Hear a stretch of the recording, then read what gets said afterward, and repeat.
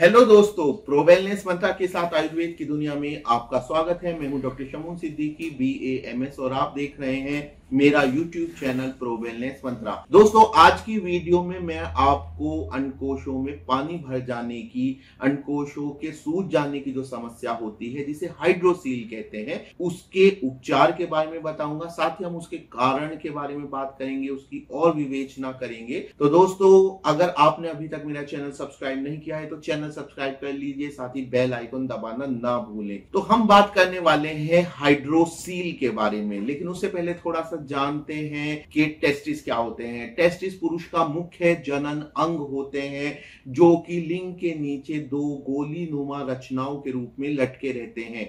जिस बैग के अंदर ये होते हैं उसे स्क्रोटम कहते हैं, और प्रत्येक पुरुष में दो टेस्टिस होते हैं। शुद्ध हिंदी में इनको वृषण कहते हैं, और आमतौर पर इनको अंडकोश भी कह दिया जाता है। ये जो अंडकोश यानी टेस्टिस होते हैं, पुरुष का मुख्य जननांग इसलिए है क्योंकि इन्हीं के अंदर स्पर्मेटोजेनेसिस की क्रिया होती है, यानी शुक्राणु बनने की क्रिया होती है, तो इसलिए इनको मुख्य जननांग कहा जाता है। अब दोस्तों, बात करते हैं कि टेस्टिस की जो रचना है वो कैसी होती है। तो एक टेस्टिस का जो वजन होता है वो लगभग 25 ग्राम होता है, और टेस्टिस के चारों तरफ एक लेयर होती है, हमारी जो देह गुहा होती है उसी की एक लेयर होती है, जिसे कहते हैं ट्यूनिका वेजिनेलिस। अब बात करते हैं आज की वीडियो में हम जिस रोग के बारे में बात करने वाले हैं उसके बारे में। आज की वीडियो का जो टॉपिक है वो है हाइड्रोसील। तो हाइड्रोसील किसे कहते हैं? एक लाइन में कहूं तो टेस्टिस में पानी भर जाने को हाइड्रोसील कहते हैं। और अगर इसको थोड़ा सा और अच्छे से करके बताऊं तो टेस्टिस जिस सैक के अंदर, जिस थैले के अंदर होते हैं, और ट्यूनिका वेजिनेलिस से वो टेस्टिस घिरा रहता है, उसके अंदर पानी भर जाना या फिर देहगुहीय द्रव का भर जाना, अगर थोड़ा सा टेक्निकल होकर कहें तो देहगुहीय द्रव का भर जाना ही हाइड्रोसील नामक रोग कहलाता है। कारण की बात करते हैं दोस्तों, वैसे तो इसके बहुत सारे कारण हो सकते हैं, लेकिन मुख्य कारण क्या होता है कि जो टेस्टिस होता है उसके चारों तरफ जो लेयर है ट्यूनिका वेजिनेलिस की, इस ट्यूनिका वेजिनेलिस से जो देहगुहीय द्रव है, यानी हमारे शरीर के अंदर जो लिक्विड मौजूद रहता है, वो लगातार टेस्टिस के और ट्यूनिका वेजिनेलिस के बीच के इस हिस्से में आता रहता है और वापस अवशोषित होता रहता है। अब आप कहेंगे कि ऐसा क्यों होता है? दोस्तों, हमारे शरीर की जितनी भी कैविटीज हैं उन सब में ही देहगुहीय द्रव जाता है और वापस अवशोषित हो जाता है। जैसे कि हमारी नाक है, नेजल कैविटी है, और इस तरह के साइनसेस हैं, उन सब में द्रव जाता है। कारण यह होता है कि इस द्रव में मौजूद होती हैं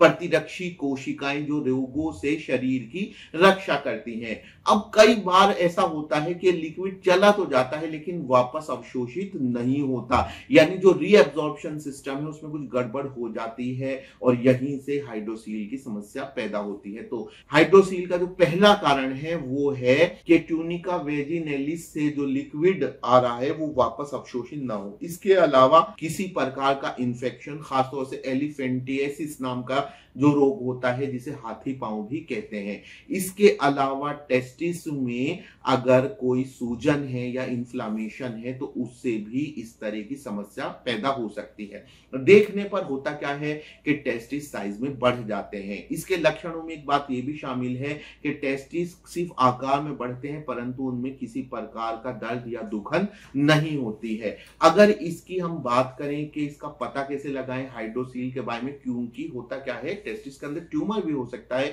या कोई अन्य कारण भी हो सकता है टेस्टिस के बड़े हो जाने का। तो पुराने समय में तो ऐसा किया जाता था कि टेस्टिस पर टॉर्च लाइट डाली जाती है, और अगर वो लाइट दूसरी साइड में, बैक साइड में इल्यूमिनेट हो जाती है तो हम कहते हैं कि ये हाइड्रोसील की समस्या है, क्योंकि जो हाइड्रोसिलिक फ्लूइड होता है वो रंगहीन होता है, पारदर्शी होता है। ट्यूमर या किसी और कंडीशन में लाइट दूसरी साइड में नहीं निकलेगी। आधुनिक समय में हाइड्रोसील का कंफर्मेटरी टेस्ट अल्ट्रासाउंड के जरिए से किया जाता है। अब बात करते हैं इसके ट्रीटमेंट की, उपचार की।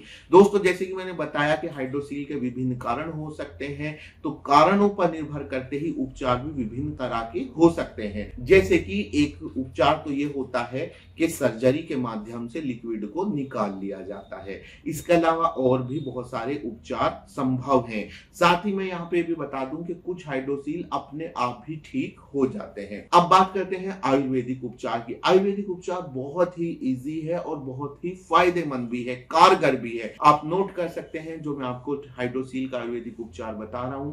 तो आयुर्वेदिक उपचार इस प्रकार से है कि आपको आरोग्य वर्धिनी वटी की 2 गोली सुबह, दोपहर, शाम 3 समय लेनी है। सुबह को नाश्ते के बाद, दोपहर को खाने के बाद, रात को खाने के बाद 2-2 टेबलेट। दूसरी आपको लेनी है गोक्षुरादि गुगुल, इसकी भी आपको 2 टेबलेट लेनी है, लेकिन सिर्फ 2 समय, खाने के बाद, दोपहर के और रात के खाने के बाद।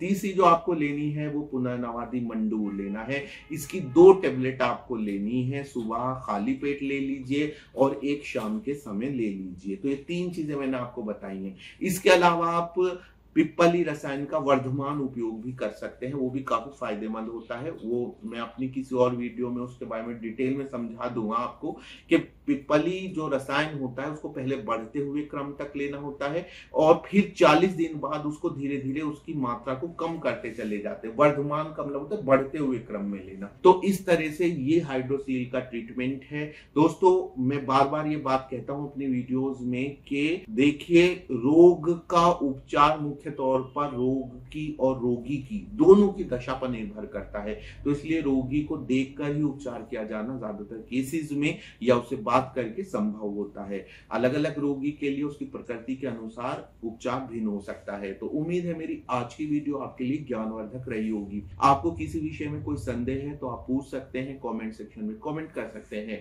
और चाहे तो आप मुझसे बात भी कर सकते हैं। वीडियो में मोबाइल नंबर दिया गया है। अगर आपके मन में कोई स्वास्थ्य संबंधी समस्या है तो आप उसके बारे में मुझसे परामर्श ले सकते हैं वीडियो में दिए गए नंबर पर कॉल करके। तो मुलाकात होगी एक और वीडियो में, एक नई वीडियो में, एक नई जानकारी के साथ। वीडियो देखने के लिए धन्यवाद।